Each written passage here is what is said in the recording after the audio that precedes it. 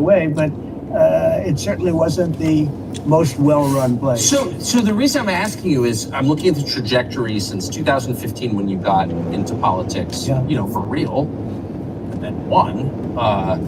It started with protests against you, massive protests, organized protests by the left, and then it moved to impeachment twice, and now indictment. I mean, the next stage is violence. Are you worried that they're going to try and kill you? Why wouldn't they try and kill you, honestly? They're savage animals. They are people that are sick, really sick. You have great people in the Democrat Party. You have great people that are Democrats. Most of the people in our country are fantastic, and I'm representing everybody. I'm not just Republicans or conservatives. I represent everybody. I'm the president of everybody. But I've seen what they do. I've seen the lengths that they go to when they make up the Russia, when that's exposed.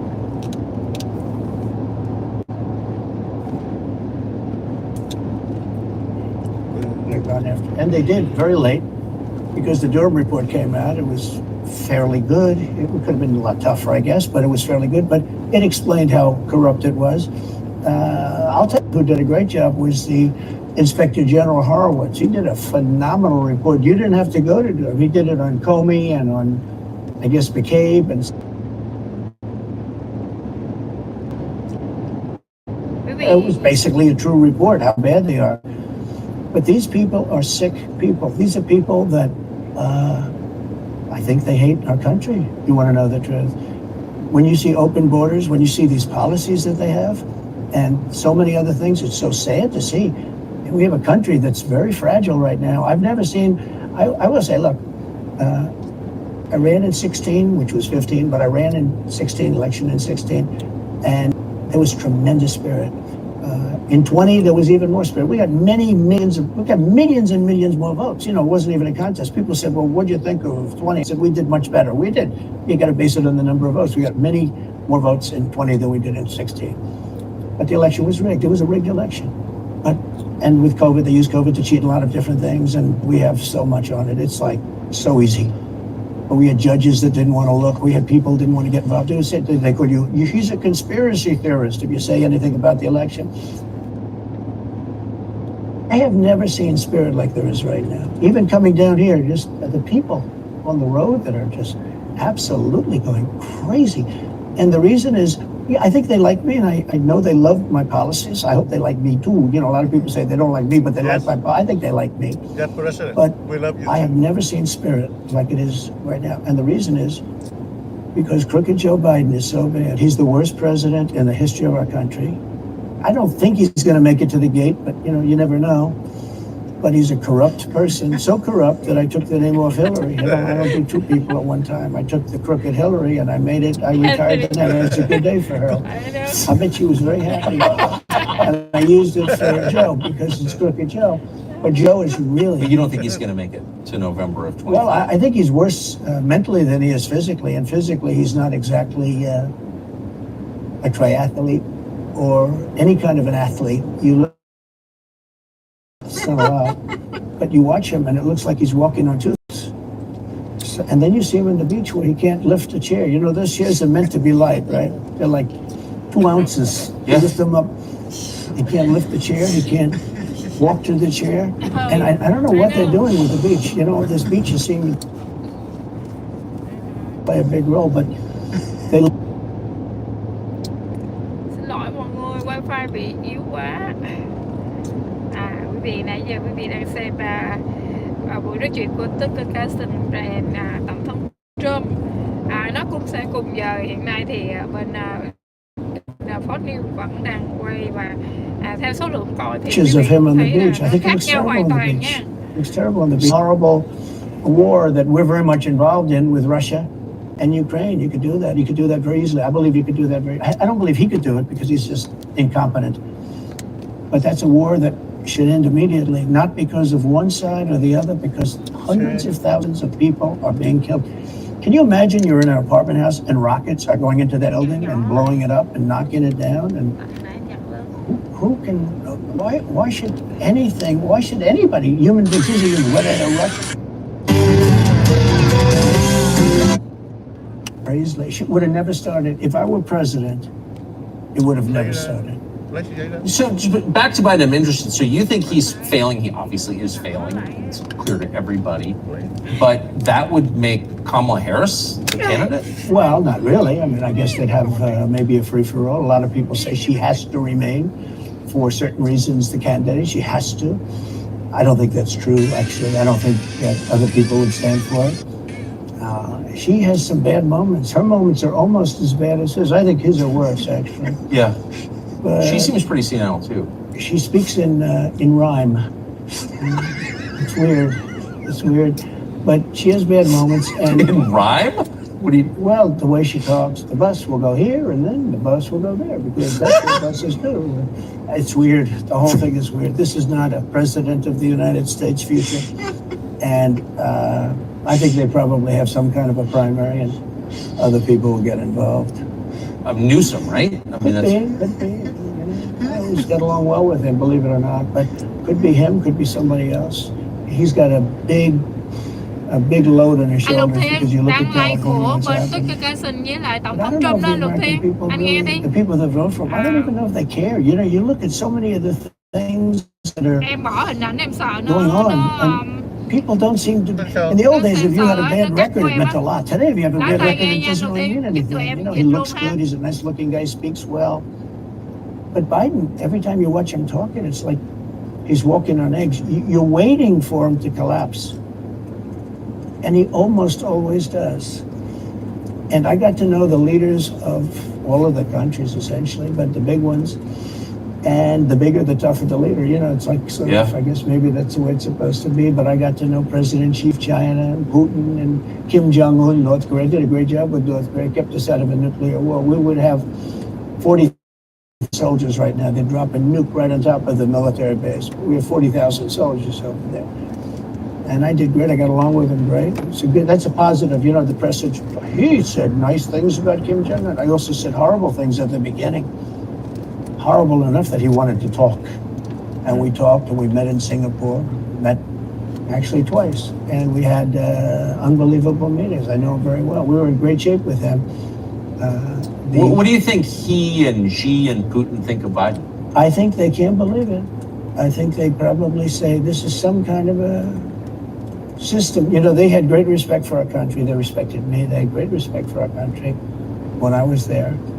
Every one of them. Look, if you go to North Korea, you take a look at what happened. You know, the Olympics was dead. South Korea spent billions on the Olympics. Nobody was going to go. They didn't want to get blown up. They called me and they said, we are going to let the Olympics proceed. This is North Korea. I said, you should go into the Olympics. Put your athletes in. It wasn't like, you know, they were big on athletes because, you know. Famine. But they went in and they actually participated. And within about 2 days, the entire thing was sold out. And if it wasn't me, that would have never happened. But I got along very well with him, and that's a positive thing. He does have massive nuclear power, by the way. And if Hillary would have gotten in, or if the Obama thought process continued, it would have been a nuclear war, absolutely, with North Korea. He was expecting to go into a war, and it would have been a nuclear war. So do you think the rest of the world looks on at Biden and thinks someone else has got to be running the government? Well, somebody else has to be. I don't think he's capable of doing anything. Look, when I debated him, I said, how come, and this was in front of probably not a friend of yours, Chris Wallace. He was the moderator. Not a friend. I said, why is it he wants to be Mike, but he doesn't have the talent? It's one of those bitchy little man. He wanted to be his father, but he didn't have the talent. His father was great. His father, little fussy man. His father interviewed me in 60 Minutes. It was actually a 10. He said, his father had talent. At least. I may have been the only guy that he gave a good 60 Minutes. So he was rough. Really? His father was tough. He was great, though. He was great at what he did. But Chris Wallace was so upset. He was guarding this guy who wouldn't do a show, by the way. You know, he wouldn't do. I figured I didn't mind Chris Wallace because Biden wouldn't do a show, and it was very obvious. You know, he kept asking him, but he wouldn't do the show. So I figured he's got to like me. But he came from a different planet. But remember when I asked the question, why is it that the mayor of Moscow's wife is allowed to give you $3.5 million long before anyone ever heard of it? I said, the mayor of Moscow. Chào cả nhà nhé. what did you do to deserve $3.5 million to Biden? And Chris Wallace said, this has nothing to do with the debate. I mean, he got in the way of the question. No, it was crazy. And I said, well, wait a minute. He got $3.5 million from the mayor of Moscow's wife. Now, people forget that, but you can go back and take a look. You will see. And Chris Wallace didn't want me to ask that question. I said, I think it's a very appropriate question. It turned out to be much more appropriate than people thought. Amazing. So do you have a preference in, assuming you're the Republican nominee and all goes as you plan it to go, do you have a preference in who you run against?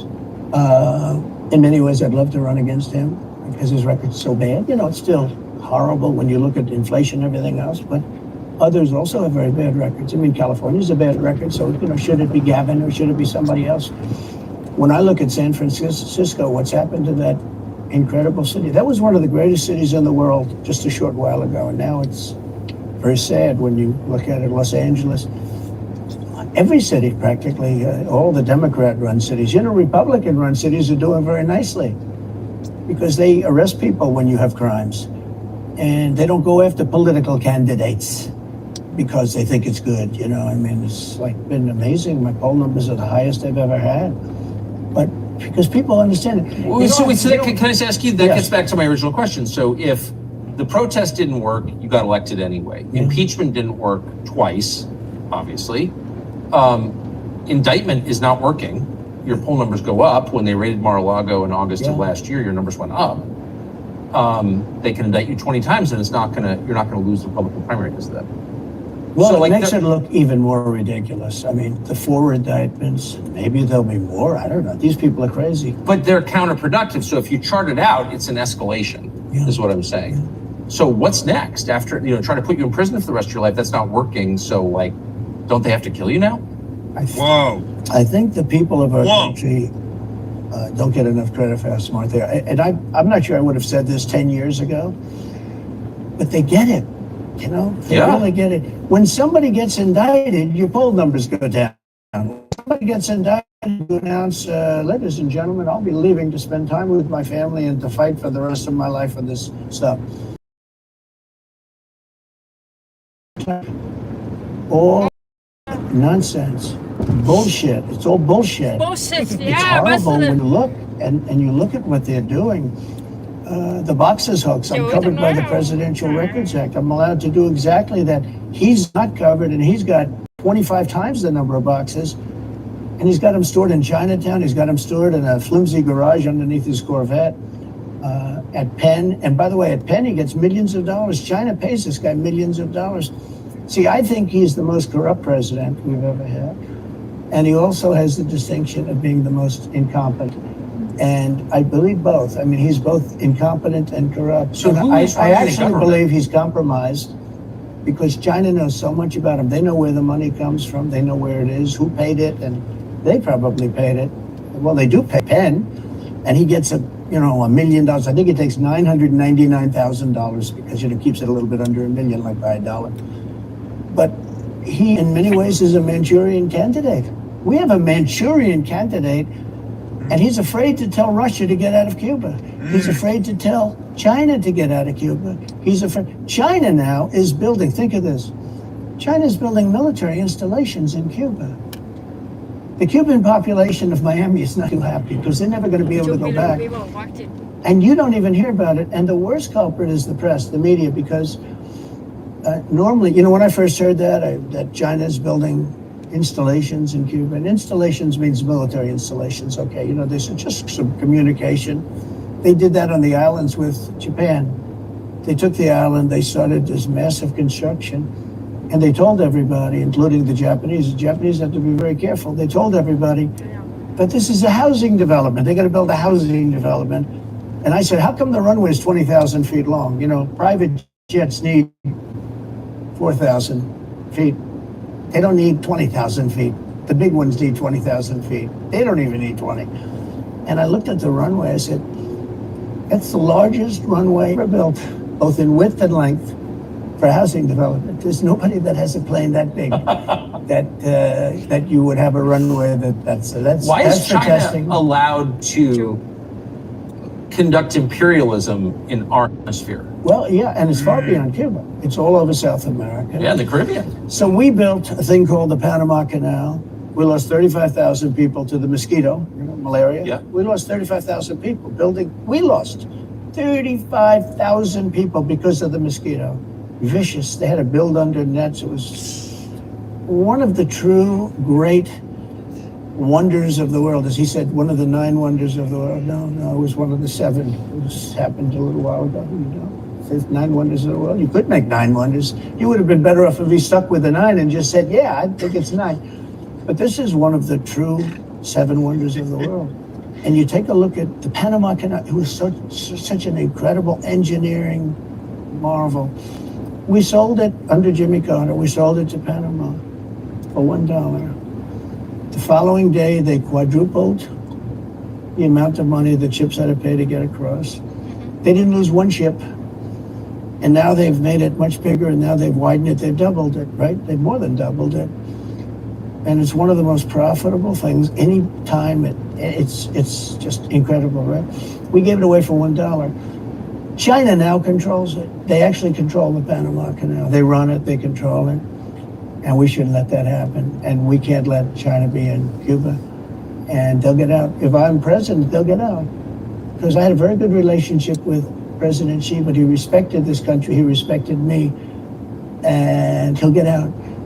And we can't let them run the Panama Canal. We built the Panama Canal. Should have never been given to Panama. We should have had it. But we gave it for $1. Think of it. They quadrupled. In one day, they lifted the fees, which are, pretty big, for these massive ships to go through, right? Rather than going around the Cape and through all the tremendous storms, such beauty, it's beautiful stuff. But you didn't want to get caught in those storms. Those were storms that wiped out the biggest ships.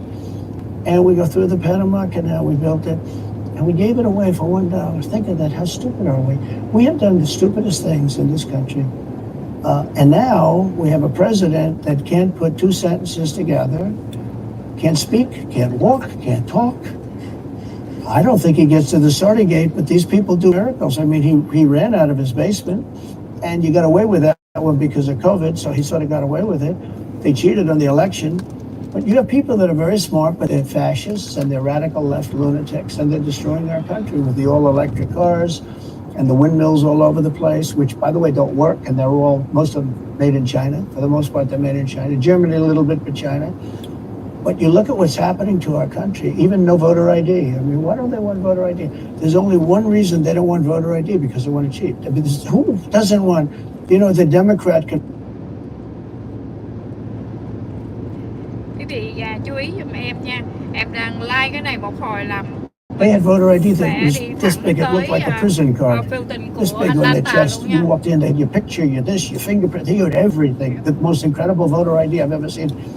That was to get into the Democrat National Convention. But to get in to vote, if you buy groceries, if you buy practically anything now, you have ID on a card.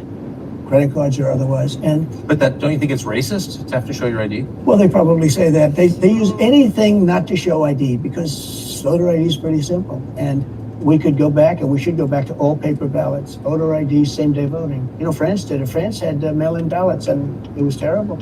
Anytime you have mail-in ballots, you're going to have massive cheating on your elections. Anytime, not just a presidential election. Anytime you have... Isn't that the whole point of them?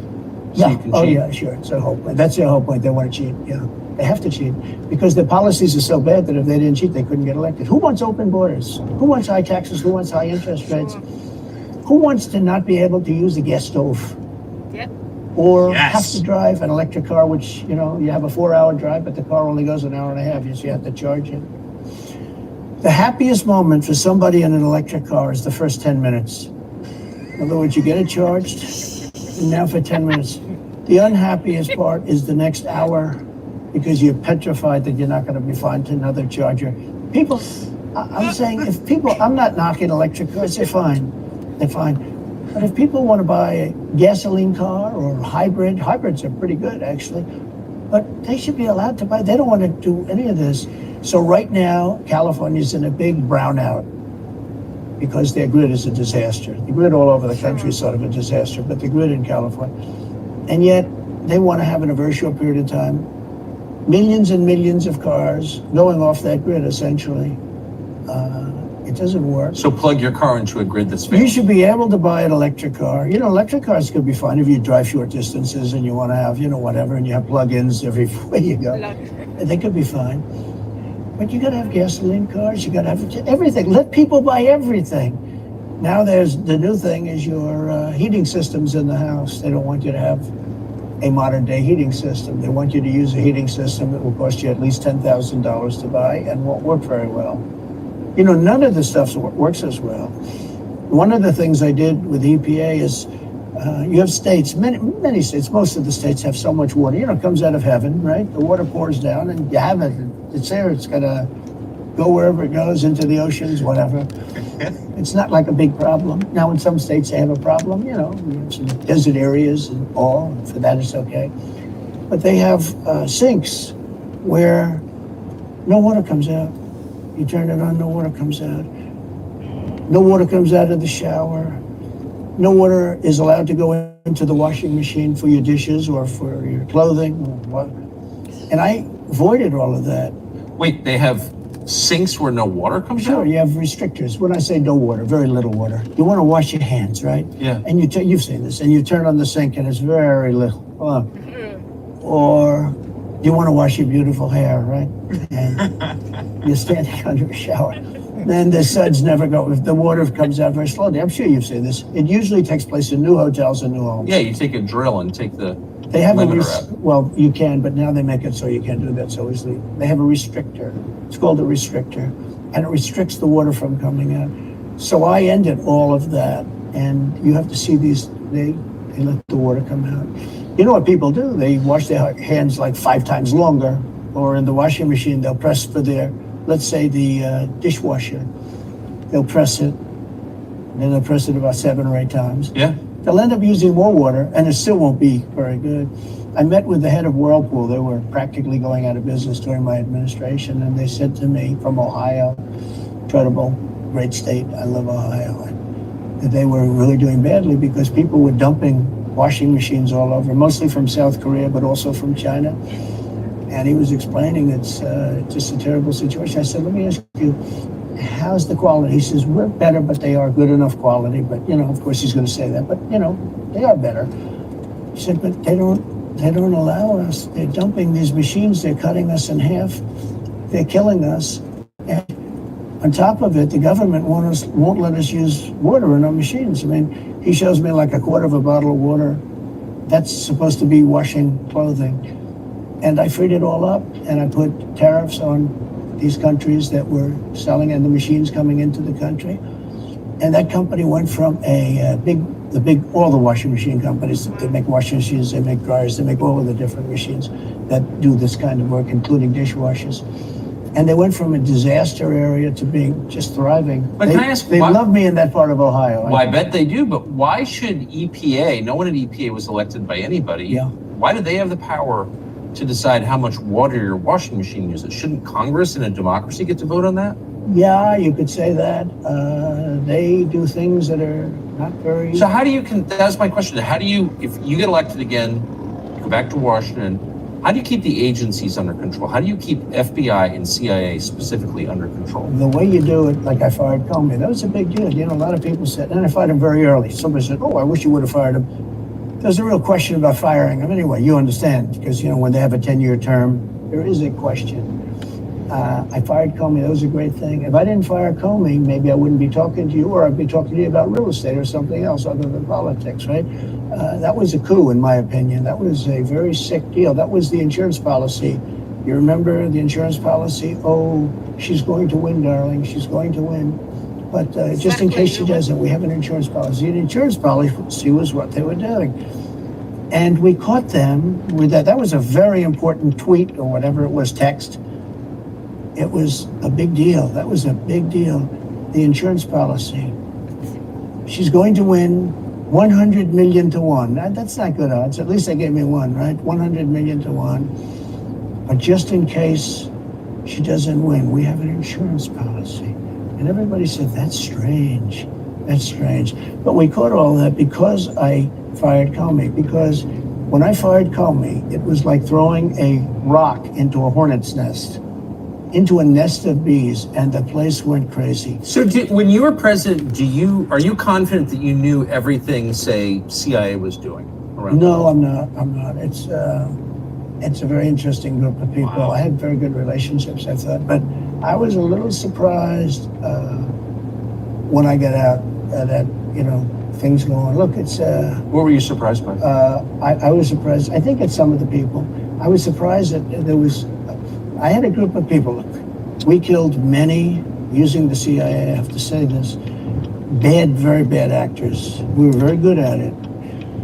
You look at Soleimani, you look at al-Baghdadi, bigger than Osama bin Laden. I mean, Osama bin Laden is, but al-Baghdadi did ISIS, and he was rebuilding ISIS very strongly. And that was the CIA that did that? That was really us that did that. Yeah. That was really us that did that. And Soleimani was us that did that, not so much CIA. But we did some very good work with the CIA. But I started, when I looked at the 51 intelligence agents saying that was the laptop from hell was Russia disinformation, when I took a look at that, I said, that's a horrible thing. They knew it wasn't. They knew it was not.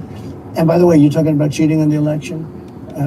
McLaughlin and Fabrizio, great pollsters, they said a thing like that plus other things meant anywhere from 10 to 17% of the vote would change. Whatever happened to Mike Pence? You've always been nice to Pence. I've never heard you criticize Pence. You've defended him in public many, many times. He's out there attacking you. What is that? So Mike wants to run for president. You got to understand, in my opinion, Mike Pence had the absolute right to send the votes back to the legislatures. The Democrats and everybody said, you don't have the right. In other words, what I said, is he a human conveyor belt? You mean if he finds fraud in Pennsylvania, in Georgia, in any of these states, Arizona, he has to send them to Mitch McConnell, right? That's right, sir. Well, if he finds fraud, he has to? Yes, sir. I said, so he's a conveyor belt. Well, what a minute. I said, I don't agree with that. And we had some lawyers, not all, we had some lawyers that said, no, you do have the right to send them back to the legislatures to be rechecked. Because if you looked at what went on in Wisconsin, who, by the way, now agree with me, Wisconsin has been virtually, other than the fact they're not allowed to do anything statutorily, but Wisconsin has been, what they found is incredible. We won Wisconsin. But Mike Pence had the right, in my opinion, to send them back. Do you ever talk to him now? No, I haven't spoken to him in a long time. I was very disappointed, and I didn't want to do what Thomas Jefferson did. Thomas Jefferson, it was Georgia, and it was hear ye, hear ye, the great state of Georgia is not capable or allowed to tabulate their votes. And Thomas Jefferson, who was the vice president, said, is Georgia sure that they cannot tabulate the votes? Georgia is sure. He didn't send it back and have them redo it. He said, we will keep the votes of the great state of Georgia for Thomas Jefferson and his president. I didn't ask him for that. Could have done that too, but I didn't. I thought that would be turmoil. I asked him to send him back to his legislature, to the legislatures, in Wisconsin, let's say. But why didn't he? You'd worked together for 4 years. You're the president. He's VP. You say you're aligned on everything. I think he got very bad advice. I really did. Now, let me tell you what happened. I sat there with a few people. I think his lawyer was in the room too. His lawyer was very much against it. There were other lawyers that felt you could do it. It was one of those things that I think you could have done. I think you can always do something if you see fraud or if you see problems. But it's very interesting. So after the election was over, the rhinos got together with the Democrats and they redid the election, so you couldn't do it anymore. So then I called the people. I said, so in other words, you're saying I was right. You could do it. Yes, you could do it. In other words, they took the voting act and they redid it so the vice president no longer has the power to do what I said he could do. So when that happened, I said, wow. And you'd look some of these Democrats in the eye and they say, he has absolutely no right to do it. And immediately after the election, they met rhinos, you could name them all, and Nói là hết. Democrats, and they approved legislation that takes away the right of the vice president to do it. So I said, so you're saying I was right. The vice president did have the right to do it. And they said, yes, he did. So if you're saying they stole it from you last time, why wouldn't they do the same this time? Oh, well, they'll try. And not only me. You know. Look, DeSantis is out. I think he's gone. He was at a level. People have figured him out. He's gone. But if somebody else got in, other than me, they'll go at him just as viciously as they did me. These people are sick. They will go after them. And a lot of people say they won't be able to hold up. I do get credit for holding up quite well, I must tell you. I think that's... How do you do that? How do you get indicted, every week and stay cheerful? It's... I think it's a lot easier because I'm so high in the polls, because it means the people get it. The people see it's a fraud. The people see it. Like this horrible district attorney from just a little while ago, from essentially Atlanta, it's Fulton County. She said, basically, I don't have any right to challenge an election. Well, what about Stacey Abrams? What about Hillary Clinton? What about all of these Democrats that are still challenging my election? The same people that are saying he's challenging an election challenged my election. And they did it with slates. They did it with all sorts of things. They were very bad about it. But basically, they're suing me and they're saying, you don't have any right to challenge it. If you challenge an election, we're going to indict you and put you in jail. So what they're doing is they've weaponized, and don't kid yourself, the DOJ and Biden and the whole group, they're watching all of this stuff. They love the local stuff, the DA in Manhattan. Not only that, they put one of the DOJ top people into the Manhattan DA's office. Even a case, everyone says, even the Democrats say, you can't bring these cases, you have no case. The Attorney General or the District Attorney, Fannie Willis, in Atlanta, she's getting killed. Basically, she's saying Trump doesn't have the right to criticize an election. But you've been around long enough now. You've seen many elections criticized. I mean, Hillary Clinton goes crazy. Every time she talks, she says, he's not the president. Jimmy Carter said, he's not the president. Yes. Well, I am the president. Hillary Clinton called me, by the way, at 3:02 in the morning to congratulate me the night of the election. Did her voice crack? Well, her voice was it's very different, I will say. I won't get into that. But what do you mean? Her voice was very different. Don't forget, they were all celebrating at 5 o'clock in the afternoon. And I came home and I said, I think we won. I felt we won because the rallies are so big. We'd go to Wisconsin and we'd go to Georgia. We'd go to different states. In Michigan. We have rallies. In Pennsylvania, we had 58,000 people in Butler. And I said, how are we losing this? How do you have a rally where you have from 50 to 100,000 people, many of them? I did 7 a day for a couple of days. That's a lot. It's a lot. These are big rallies too. And I didn't hold back. I didn't say, let's do abbreviations, right? But they challenged this stuff. Yeah. Hillary called me up and conceded. Now the word is that Obama said you have to do that. But she called up and totally conceded. But now, every time you see her on television, she's saying she's challenging the election. Do you think... So that would mean that she should be indicted, but that would mean also that Stacey Abrams in Georgia should be indicted, because she still thinks she won the election for governor. She still thinks that. She's never recanted. And do you think Stacey Abrams will be indicted for that? No, of course not. She won't be. The Democrats don't get indicted for things like that. They don't get impeached. No, it's a different thing. With that being said, yes, I had great support when they did impeachment hoax #1 and impeachment hoax #2. Jim Jordan, the House was fantastic. And actually the Senate was very good for me, other than, Mitch McConnell. I think it's too bad I endorsed him. He was begging, he was going to lose that race, and I endorsed him, and he ended up winning the race because of my endorsement. He was down, he was going to lose to Amy McGrath. She was $90 million in cash, all set to go. She was leading by 3, he was going down. I did him a favor, and then 3-4 months later, he really wanted to impeach me. He's a bad guy. But if you look at what's going on, it's so interesting. The level of loyalty is different in politics than it is in normal life, I will say. With that being said, I've had great loyalty also. But the House was fantastic. The Senate was very good. You know, they overrode Mitch McConnell. Mitch McConnell, in my opinion, was trying to get senators to impeach me, especially for the second one. And on the first one, he acted very, very slow. He should have gone much faster. But Mitch McConnell wanted to, and the senators went up to guys that are subservient to him because he gives money. You know, he gives them money. He gives them a lot of money. He raises some money and he gives it to them, and therefore they do what he said. That's the only form of leadership he's got. So last question, if you're elected president again, what's your number one priority? When you ran last time, you said, I will build a wall. This time, your bottom line top promise. So you can do numerous things at the same time. Of course. But let's say number one is border. And taking hundreds of thousands of criminals that have been allowed into our country and getting them out and bringing them back to their country, Guatemala.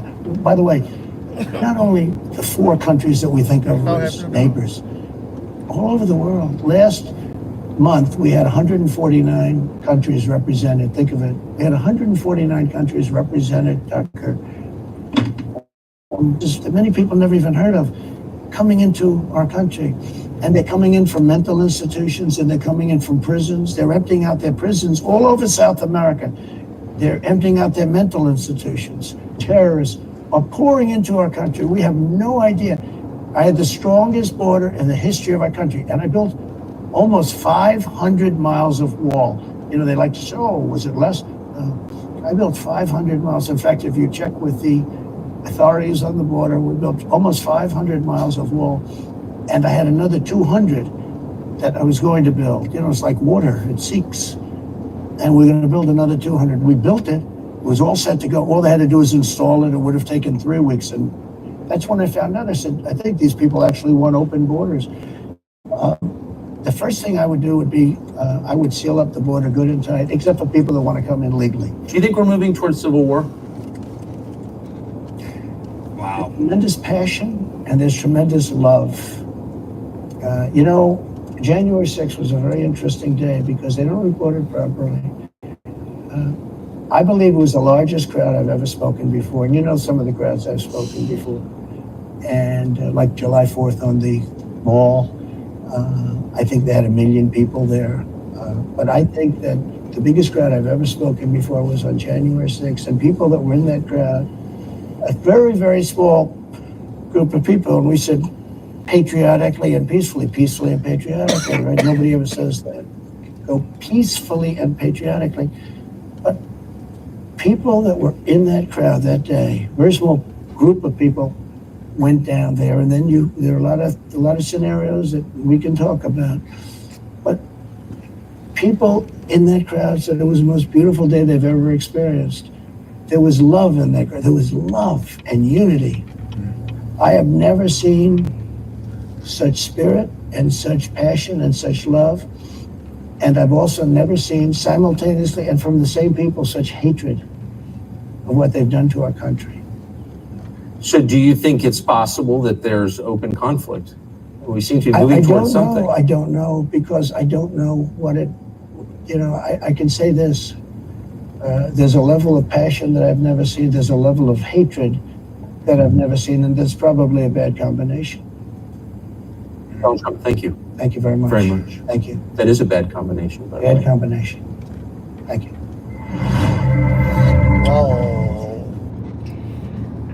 Quý vị vừa nghe xong một cái buổi nói chuyện của Tucker Carlson and Tổng thống Trump qua livestream của bên Twitter, cũng như bây giờ gọi là X đó quý vị. Thì đây là một biện pháp mà Trang Chí Bình có thể đưa cái tiếng nói của Tổng thống Trump thật là thực sự vào trong những cái video của Trang Chí Bình. Hình ảnh thì Trang Chí Bình không được quyền play vào trong đó vì đó là cái copyright, thì mình sẽ không được như vậy. Nhưng mà cái tiếng nói thì mình vẫn giữ trong cái cuộc debate hôm nay. Và cảm ơn quý vị đã theo dõi trong cái buổi debate này đối với Tổng thống Trump. Và Trang cho đây là một cái buổi debate của Tổng thống Trump đối với toàn dân của nước Mỹ. Những gì ông cần nói và ông nói rất là rõ ràng trong từng cái câu nói của mình, và những cái giảng giải để cho mọi người thấy được rằng ông đang bị nhiều cái ức chế như thế nào và nhiều cái cạm bẫy mà tụi nó đặt ông vào. Và cũng đồng thời trong thời điểm này, thật ra thì Trang với Bình cũng đã tính cái khoảng thời gian, nhưng mà nó không có được như ý, là hiện tại bây giờ nó đang rất là kẹt xe. Thì hồi nãy tụi Trang đã đi ra khỏi cái khu vực của bên và Fulton của Atlanta, còn bây giờ Trang với Bình đang trở về khu đó. Thì quý vị biết cái hiện nay thì từ sáng nay thì tất cả các đài, có khoảng 200 cái đài news đã xuất hiện ngay chỗ cái nhà tù của Fulton của Atlanta, Georgia. Thì quý vị cũng đã theo dõi cái chương trình suốt của thời gian qua, từ Facebook hay là news hay là YouTube hay bất cứ bằng mọi cách nào, thì quý vị cố gắng theo dõi chương trình ngày mai. Chúng ta sẽ, cái chương trình ngày mai nó sẽ nhất là những cái lúc mà những cái người mà đi vào để mà ký tên, để chụp hình, để mà nó như ngày hôm nay thì 2 luật sư của Tổng thống Trump đã đến triệu tập và đã được họ đã chụp hình, và cũng như là quý vị thấy đưa cái hình người ta ra rất là xấu, rất là tệ, và nó cố tình nó làm như vậy. Thì điểm xuất phát của chuyện ngày hôm nay chúng ta sẽ thấy được rằng là buổi nói chuyện của Tổng thống Trump hoàn toàn rất bình tĩnh, phẳng phiu, và những câu hỏi, những cái thắc mắc, giống như cái câu thắc mắc của Carlson hỏi với Tổng thống Trump rằng là tại sao Phó Tổng thống lại đánh phá ông như vậy, lại tố giác ông như vậy, ông nghĩ thế nào? Thì Tổng thống cũng đã dẫn giải tất cả những câu chuyện đó, và những cái câu chuyện bên trong khi những lúc mà ông đi ra lì. Quý vị còn nhớ cái ngày cuối cùng ở cái buổi ra lì không? Một ngày mà ông ra lì từ 5-6 như vậy đó, một cái buổi ra lì như vậy trong một ngày. Quý vị, Trang xin nhắc lại là mình đang còn bao nhiêu phút anh ha? Mình còn khoảng thật ra mình còn khoảng 9 mai. Mình đang từ cái chỗ nghỉ của mình đó, mình đang đi qua bên đó thì cũng khoảng cỡ đó thôi. Nhưng mà do là hiện nay thì Atlanta thì đây là một khu mình đi vào khu downtown quý vị, nên rất là kẹt xe. Nên tất cả quý vị ngày mai muốn xem được trực tiếp chương trình của Tổng thống Trump thì chúng ta nên tới đây sớm. Thật ra thì mọi người đã đang ngủ và cắm trại ngay trước cái cửa của bên chỗ tòa án, cũng như là bên nhà tù của bên Fulton của Atlanta downtown rồi quý vị. Một hồi nữa thì tụi Trang hy vọng rằng vào đó thì tụi Trang sẽ có được cái wifi thật là tốt để mà dẫn dạy cho quý vị xem hết tất cả những cái hình ảnh bên trong, và những cái tố cáo, những cái mà họ nói rất là sai sự thật từ những cái đài fake news như thế nào. Thì một cái đài nhỏ như Trang thật sự không có ảnh hưởng lớn nhiều, nhưng khi cần thì nó lại là một nơi rất là thiết thực và những hình ảnh rất là trung thực dành cho tất cả quý vị khán giả yêu mến Tổng thống Trump và muốn biết được sự thật và những gì mà ông đã làm và trong suốt thời gian qua. Thì hình ảnh của phim của Trang và anh Bình luôn mong muốn rằng đem đến một cái tiếng nói thực sự cho Tổng thống Trump và sự công bằng đối với ông, dù bất cứ áp lực hoặc là một điều gì đó sẽ xuất hiện trong ngày mai hoặc ngày mốt. Bất cứ một cái chuyện gì xảy ra thì Trang Nhân Bình hoàn toàn rất hãnh diện vì đã đi cùng bước chân với ông trên con đường này, và mong rằng khán giả của Binhvo-Ngoctrang và tất cả khán giả yêu quý Tổng thống Trump hãy cho ông ấy một lời cầu nguyện cũng như theo nót chân của ông và đặt cho ông ấy một niềm tin. Con người ta sống bất cứ ở một giai đoạn nào quý vị, sự khó khăn hay là gặp bất cứ một điều gì, thì đối với cái niềm tin và cái sự vững chãi đó, một tiếng kêu gọi của quý vị dựa vào quý vị và quý vị dựa vào Tổng thống Trump, đó là cái hành trình của chúng ta đi suốt trong thời gian qua.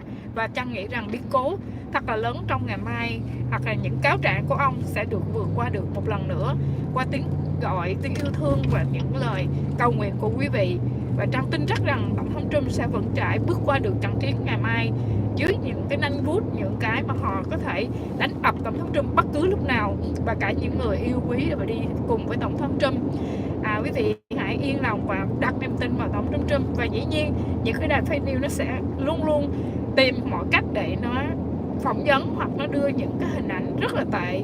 Giống như chiều nay thì quý vị biết không, những người bạn của Trang nó bị gọi là nó làm cho mình bị quấy rối đó quý vị, cũng như là nó hỏi mẹ sao mày buồn vậy, sao mày khóc vậy, ông sắp bị ở tù rồi không, ông bắt nó chọc phải không, mà nó làm mình rất là sốc.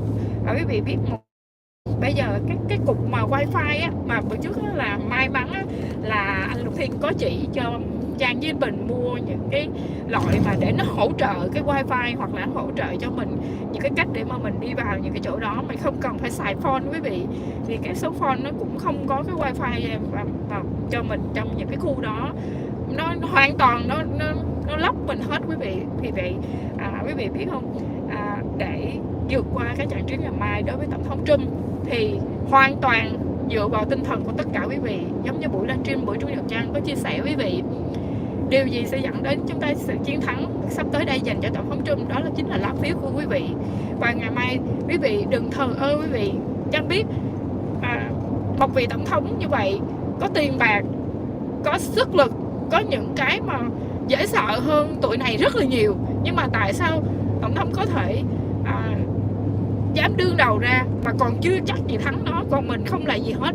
Nhưng mà tại sao một vị tổng thống đã hy sinh như vậy cho cái đất nước này, cho chúng ta như vậy, cho con em chúng ta, thì tại sao chúng ta không cùng với ông ta cùng một sức lực để mà mình che chở một cái gì đó cho chính bản thân mình và gia đình mình, và cho cái niềm tin để tổng thống khi ông ấy bước ra khỏi quan tòa, ông ấy bước ra khỏi nanh vuốt đó, ông ấy có thẳng một bàn tay nào đó tất cả mọi người dân yêu thương và chở tre cho tổng thống Trump.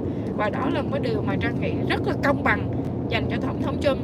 Quý vị biết không, Trang không theo dõi đài của bên Thuật hôm nay cái debate, nhưng mà người bạn của Trang đã đăng lên và đã nói một câu rất là vui mà Trang với Bình đọc xong rồi Trang với Bình cũng muốn chia sẻ với quý vị là bạn của Trang ghi cuộc debate của Republican đang tìm kiếm hình ảnh một gương mặt đắt giá cho chức phó tổng thống.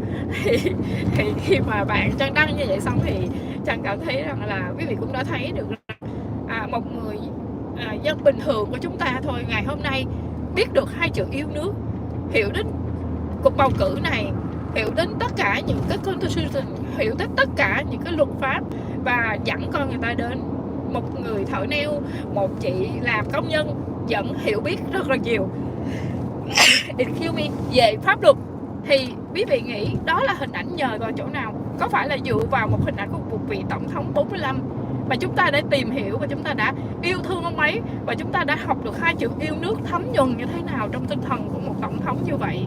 Thì việc gì ngại gì mà chúng ta không dám đứng ra để chúng ta đương đầu với những điều đó, và chúng ta che chở trong chính cái tấm lá phiếu của mình để mà làm một cái lá trắng cho tổng thống Trump một cách tuyệt vời nhất.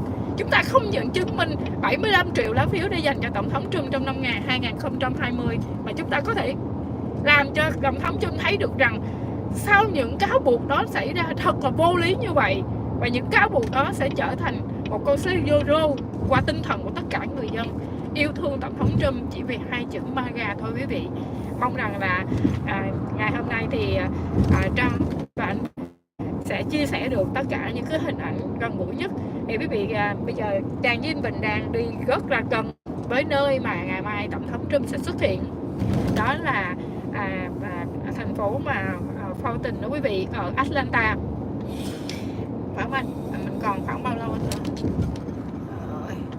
Quý vị còn khoảng 5 mai nữa thôi quý vị. Quý vị nhìn phía bên tay trái Trang, đó là downtown của cái nơi này đó quý vị, của Atlanta đó. Lúc nào cũng kẹt xe hết á. Trang theo Trang biết thì Trang có một số khán giả ở Georgia luôn á, nhưng mà để Trang xem coi có ngày mai khi mà buổi rally của tổng thống Trump sẽ có xuất hiện thật là nhiều hình ảnh của người Việt chúng ta đến ủng hộ không. Ở đây Trang không nói rằng quý vị không đi là quý vị hèn yếu đâu, không có đâu. Chưa bao giờ Trang nghĩ con và mình luôn luôn nghĩ rằng cái tinh thần của quý vị theo dõi từng hình ảnh tổng thống Trump, quý vị đã dành cái phần tiền của mình để ủng hộ cho cái quỹ của tổng thống Trump. Đó là một cái tinh thần mà Trang nghĩ rằng là đối với tổng thống Trump và những người đang cùng với ông rất là mừng, vì mỗi ngày thì cái quỹ của tổng thống Trump lên rất là nhiều quý vị, và được rất là nhiều người yêu thương. Và quý vị thấy có những cái người cựu quân nhân quý vị, họ lại lấy tiền hưu trí của ông một năm vậy đó, họ dành ra một tháng thì là 50 đồng để họ dành ra được 600-700 đồng như vậy, họ đem đến để mà góp vào cái quỹ cho tổng thống Trump trong 50 đồng một tháng. Thì quý vị cũng biết rằng khi mà một người đã về hưu mà họ còn đã làm và đóng góp như vậy thì với Tổng thống Trump khi ông dùng cái từ là không khao cả, quý vị chỉ cần cho tôi $1 thôi. Vì cái mà quý vị biết rồi đó, Tổng thống Trump không phải là tiền, mà ở đây là cái tinh thần và con người của chúng ta có thật sự là đóng góp và ủng hộ vào cho Tổng thống Trump hay không. Chứ còn nếu chúng ta đại diện cho một cá nhân để chúng ta lấy 100 người vô thành 10.000 hay 100.000 đô đi chăng nữa mà chúng ta không lấy được hết tên của tất cả mọi người đăng ký vào đó, thì cái điều đó nó rất là thất thu cho Tổng thống Trump về cái tinh thần và cái lá phiếu thật là nhiều như vậy. Quý vị biết thì bây giờ chúng ta đang đi rất là gần với cái khu này.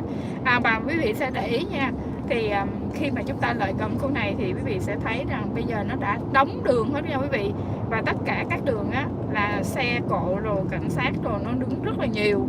Và hôm qua quý vị biết không, nguyên cái chỗ cái đường này nè, hai bên cái đường này nè, trời ơi nó quậy hả tụi vừa mới nói vậy, cha mẹ nó ra nữa rồi kìa anh ơi, nắm điên nó ra nữa đó.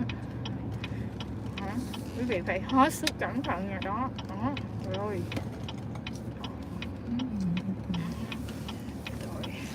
có tiền lẻ hồi nãy đâu.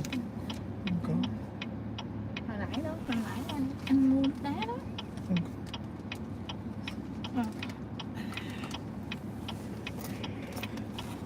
Ơi quý vị theo anh nói nha.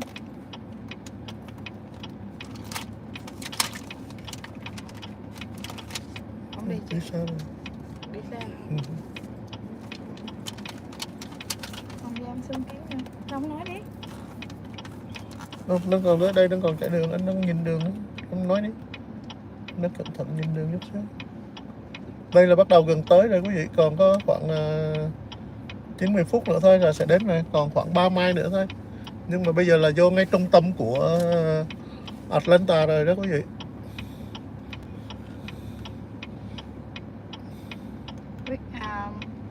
Khán giả của mình có ai rành về cái đường này không ạ? Thì quý vị biết á, thì cái cuộc rally ngày mai á, chúng ta phải luôn nếu mà ai đi đến đây á, thì phải hết sức cẩn trọng. Và chúng ta phải trong một cái cuộc đấu tranh mà thật sự rất là friendly và phải là hòa bình lắm nha quý vị. Tại vì nếu không á, chúng ta sẽ để ý nha, cảnh sát nó sẽ bằng mọi giá, nó sẽ chụp chúng ta bằng mọi giá quý vị. Cảnh sát đang theo mình đó. Nó đang chạy phía sau á, 2 xe luôn. Tụi Trang đã canh cái giờ để tụi Trang đi ra đó quý vị. Mình nhưng mà theo đó anh, xe trắng bên kia luôn. Một thằng xe đen, một xe trắng luôn.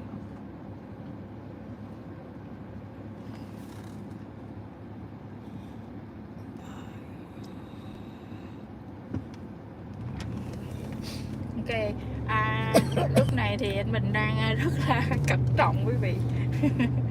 Không dám là gọi là giống như mà cầm cái một cái chiếc nhẫn đây mình mà phải thật là cẩn thận để không, mà lúc mình chạy vô cái khu vực downtown mình chưa tới đó quý vị.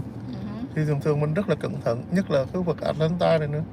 Quý vị thấy không, giờ này là đã là 10 giờ đêm rồi mà quý vị thấy xung quanh đây homeless nó vẫn đứng ra, nó vẫn ra xin tiền trong những cái ngã tư như vậy, thì quý vị thấy rất là bất ổn chứ đâu phải đơn giản đâu. Thường những cái khu vực lớn á, người ta có xin tiền hay là gì nữa cũng là ban ngày chứ đâu có ban đêm vậy đâu. Nhưng mà giờ này người ta vẫn còn đứng á quý vị, những cái góc đường như vậy. Thấy xe mình đến là gặp đèn xanh đèn đỏ thì bắt đầu là người ta chạy ra, người ta xin tiền đồ vậy đó. Nên mình cũng cẩn thận về những cái này.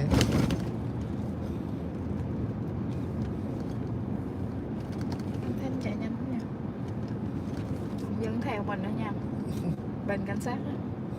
Xe cảnh sát đang đi, độ này tụi Trang với Bình đi được cảnh sát bảo vệ vậy đó quý vị. Hồi bà ông Mai với lại thằng chơi nó thịt nó nói xe mày đi một cái cảnh sát theo 2-3 xe mày sướng thấy mồ luôn, mày có protest hết trơn.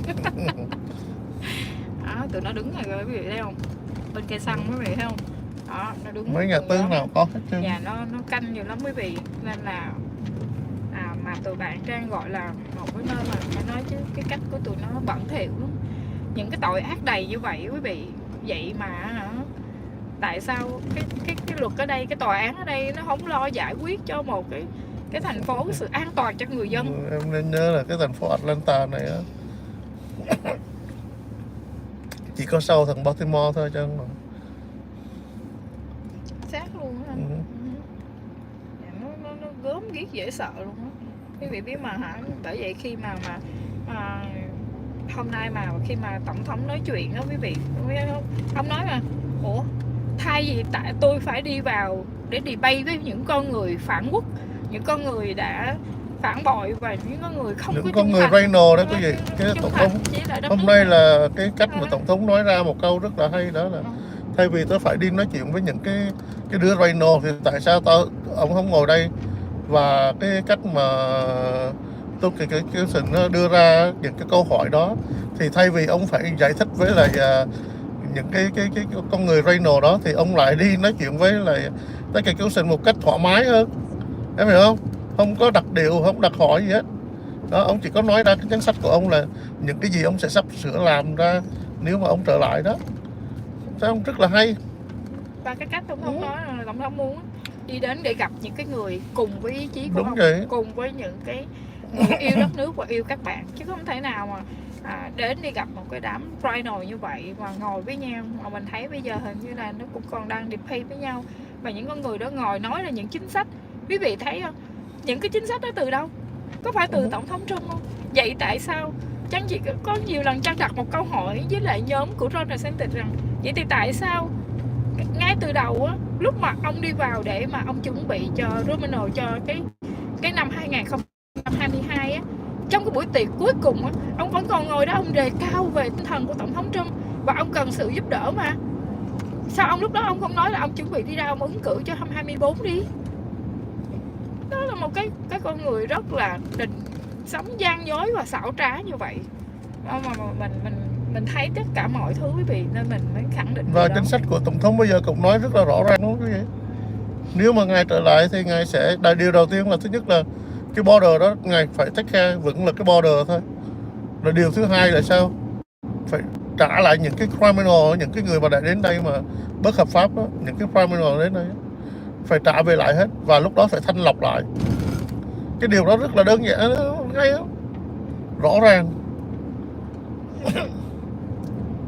Mình phải chính sách nói là như vậy, rõ ràng như vậy, để cho mọi người biết được là ok, cái đó là chính sách của tổng thống, chứ đâu cần gì phải ngồi phải nói chuyện với nguyên một cái nhóm mà đang còn bây giờ đang còn tránh nhau để vô thì lại tại sao lại đó.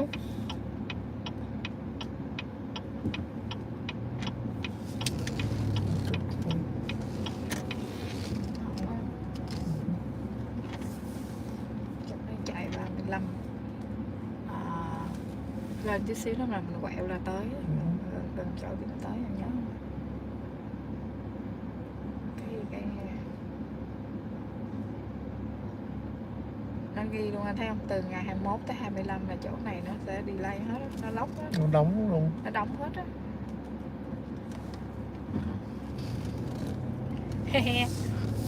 Hai đứa em đang đi trong hang cọp á, không mấy anh chị ơi. Cười thôi. Bây giờ đã tới đây rồi đó quý vị. Có gì đâu ha. Sorry ba má. Làm cho ba má lo nữa nè. Okay.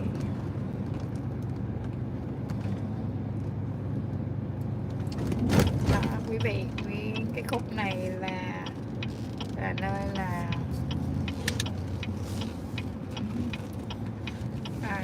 cái đường để đi vào ngay chỗ cái nhà tù của cái vô tình đó quý vị. Mà cái số nó là bây giờ là quý vị cũng thấy hai bên đó không, 970 nè, mình lên đó. Đó xe giờ nó đóng rồi đó, xe chạy trước. Nó đóng đường anh, nó sẽ đóng đường hết. Và khi anh thắng nó không có cho thắng lại nha. Quý vị phải để ý nha. Tất cả những cái góc bên phía tay phải tay trái nó đều để là không có được đậu xe luôn đó. Nên chúng ta chỉ có Trang Chính Bình sẽ chạy và cho quý vị quan sát thôi ha. Khu vực này thôi đó quý vị, để mà ngày mai là sẽ là mọi người sẽ có mặt ở đây đó quý vị ơi. Đó. Nè, thấy không? Những cái đài niêu này quý vị. Đó, đây là những cái đài niêu này, người ta đã đứng đây nè. Thì thấy chưa?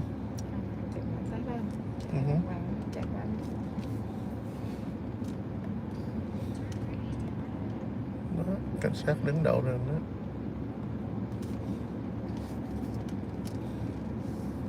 Wow, niêu này, giờ đứng này nè. Thấy không? Che rạp quá trời luôn rồi đó. Đứng này luôn đó. Đứng vô đây đợi không? Và cũng chạy, không biết là nó hồi chiều là nó không cho đậu đó. Cái like đó giờ nó đã đậu đó. Thì bây giờ nếu để vô mình đậu để thử với. Nếu nó lại đó. Còn cái lại tính sau thôi, mình đậu chút xíu thôi. Đó sao đâu. Cái lần này lần sinh.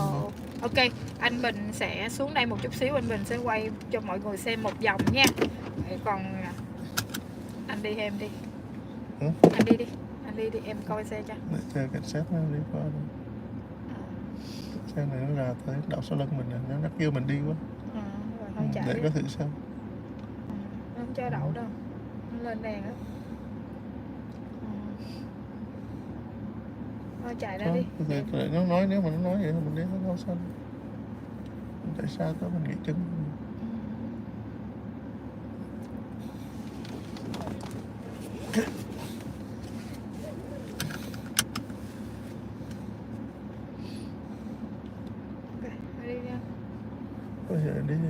Đi đi mắc chứng rồi để cho nó lại, nó kiếm chuyện nó hỏi mình.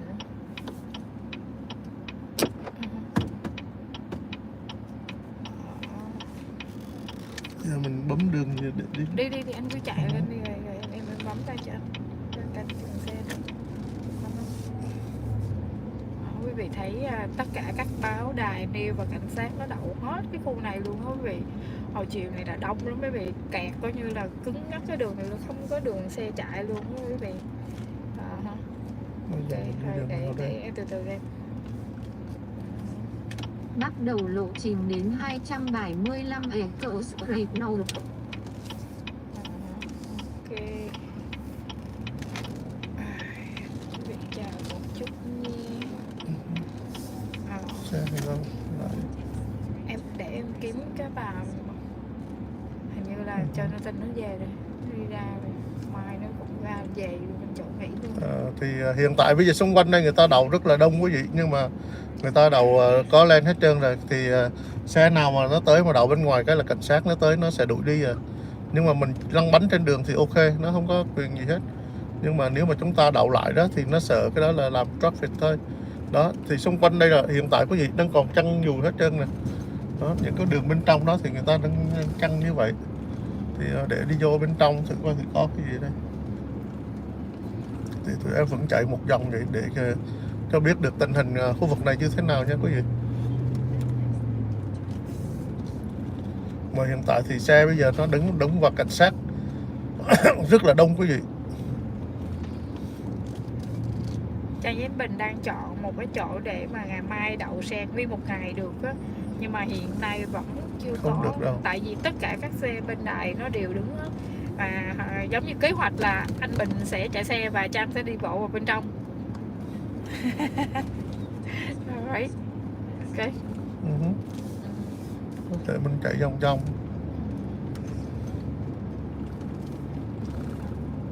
Ôi, thấy dễ sợ quý vị, cái đường nó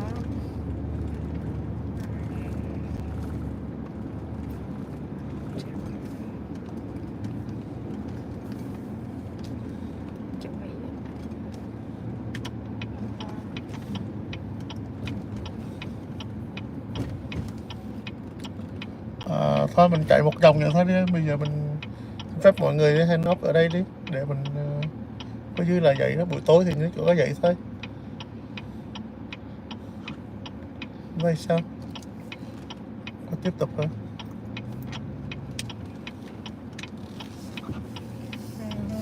anh chị khuyên mình đi về lại khách sạn đi, nhưng mà bây giờ em chưa có hình dung ra được, em chưa có tiếp cận được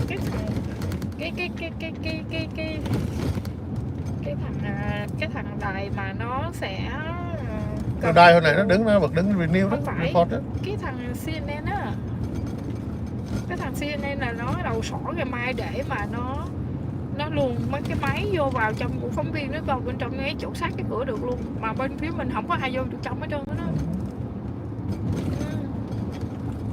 Nên nó mua mấy cảnh sát luôn mà mình thấy không? Hồi chiều bà Sa Đình bà căng cái cờ ra không mà bà đứng thôi mà nó lại nó quét bà xong rồi nó đuổi bà đi luôn mà. Đâu có được. Mình đâu có sai cái luật của cái rally đâu mà nó đuổi mình.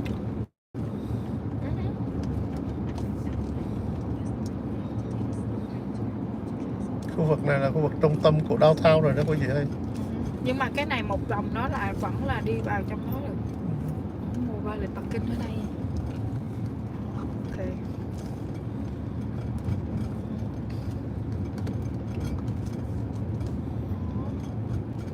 Thôi nghe lời anh Tư đi. Dạ. Em cũng mệt lắm rồi đó. Dạ, thôi ok. Còn bây giờ xin chia tay mọi người, tạm biệt cả nhà nhé. Hẹn quý vị ngày mai trong lúc tụi em ra tiếp cận với bên ngoài và livestream như thế nào thì ngày mai chúng em sẽ livestream tiếp nha. Xin tạm biệt quý vị và hẹn quý vị ngày mai. Hẹn gặp quý vị lại nha. Bây Bye giờ bye. mình đi gần mới được. Dạ không, hiện tại ở đây là 10 giờ rồi ạ. 10 giờ, bên đây 10 giờ anh Lục Thiên. Em biết rồi. Bye anh Tư nha. Bye chị Hai. Bye anh Tư. Dạ, xin tạm biệt cả nhà. Bye bye. Thank you for watching. Đâu rồi để em quay cái mặt cái. Dạ em cái đèn này chắc. Dạ mọi người ơi em nè. Bye mọi người nhé. Vẫn khỏe, hai đứa vẫn khỏe. Vậy đó. Dạ bye mọi người nha. Chúc mọi người ngủ ngon, ăn tối rồi ngủ thật ngon nha. Dạ hẹn gặp mọi người ở video sau nha. Giờ để em phải quành lại, em đi rình một cái này cái được, em phải xuống xe để em đi vô trong này, em phải làm một việc này cái đã. Tại vì cờ với lại mấy cái bảng sai của mình chưa có giá được, nên mà mình phải làm xong rồi mình mới về ngủ được. Dạ ok, tạm biệt mọi người, bye, thank you for watching.